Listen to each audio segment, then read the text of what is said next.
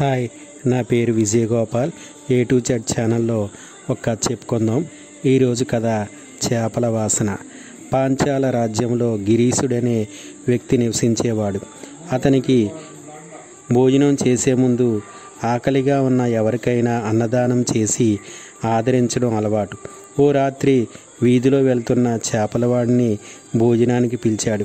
చేపల బుట్టతో సహా చేపలవాడు ఇంట్లోకి రాబోతుంటే అతన్ని అడ్డుకున్నాడు గిరీశం. చేపల వాసన భరించలేం, బుట్ట బయట పెట్టిరా అని చెప్పాడు. చేపలవాడు అలాగే చేశాడు. భోజనాలు పూర్తయ్యాక ఈ రాత్రికి ఎక్కడ నిద్రిస్తావని ప్రశ్నించాడు చేపలవాడిని. ఎక్కడా చోటు లేదని చెప్పడంతో తన ఇంట్లోనే సేద తీరమని సూచించాడు గిరీశం. అర్ధరాత్రి మెలకువ వచ్చి చేపలవాడు ఎలా ఉన్నాడో చూసేందుకు వెళ్ళాడు. అతను నిద్రపోకుండా అటూ ఇటూ కదలడం చూసి ఏమైంది అని ప్రశ్నించాడు.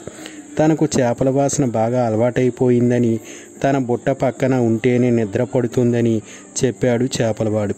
చేసేదేమీ లేక బుట్ట ఇంట్లోకి తెచ్చుకోమని చెప్పాడు గిరీశం.